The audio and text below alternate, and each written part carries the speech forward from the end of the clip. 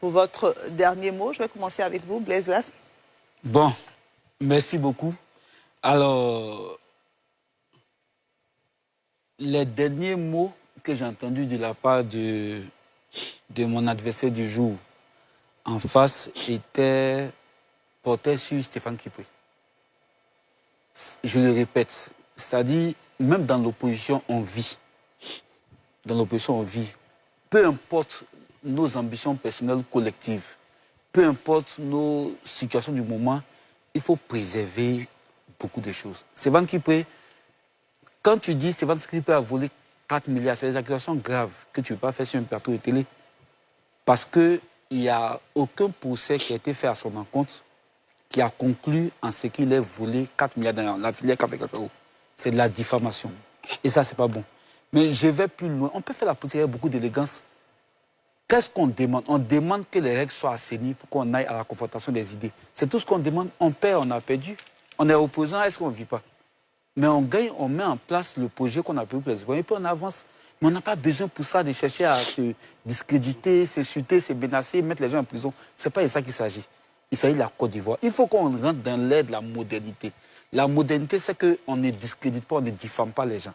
La modernité, c'est qu'on n'emprisonne pas ceux qui ne pensent pas comme soi. C'est de ça qu'il s'agit. Quand on parle, mais nous, on a parlé de faire la psychologie, FDFP, Richelieu unique, l'Insulte, Café Cacao, impôt, geste aussi, des universités, des ministères. C'est des centaines et des centaines de milliards. Mais pourquoi on ne dit pas de non? Parce que ce n'est pas parce qu'on est dans une opposition, dans un débat politique, qu'on va dire, bon, il y a tel, il y a tel, il y a tel, ça ne se fait pas. La politique, c'est pour les gens élégants. C'est surtout ça, c'est pour les gens élégants. Donc, on dit, Gbagbo Laurent n'a rien fait, il n'a pas eu des murs, il n'a pas eu des briques. J'ai dit, on va refaire le bilan. Et ça, j'insiste là-dessus.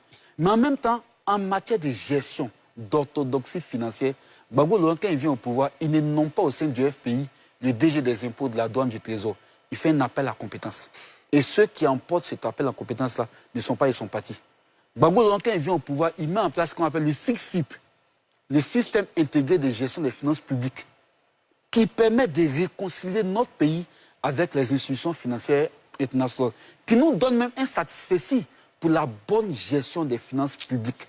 Quand Gbagbo Laurent vient au pouvoir, il fait voter la loi portant sur la décentralisation, qui permet à chaque département, à travers les conseils généraux, d'avoir les moyens pour impulser un développement endogène. Mais c'est lui qui met en place la clé de répartition inclusive pour que la gestion de ces départements-là n'appartienne pas à la liste qui est sortie vainqueur. Même la minorité était considérée. Ça, c'est Gbagbo Laurent. C'est un homme de cohésion. C'est votre dernier mot. Fanny Karim, s'il vous plaît, nous sommes à la conclusion. Non, monsieur. Nous sommes à la conclusion. Blaise Lasme, je vais vous proposer. La loi portant sur la décentralisation a été mise en place par Bourgadougou. S'il vous plaît, Blaise Lasme. Proposée par Gbagbo Laurent. Ça n'existait pas avant. S'il vous plaît, oui. je vais vous demander votre dernier mot. Donc, mon dernier mot, je demande à mes camarades, je regarde droit dans les yeux, à monsieur le maire, à monsieur Kokoa, pensons à la Côte d'Ivoire. Ne pensez pas à vous-même. Ne pensez pas à vos intérêts.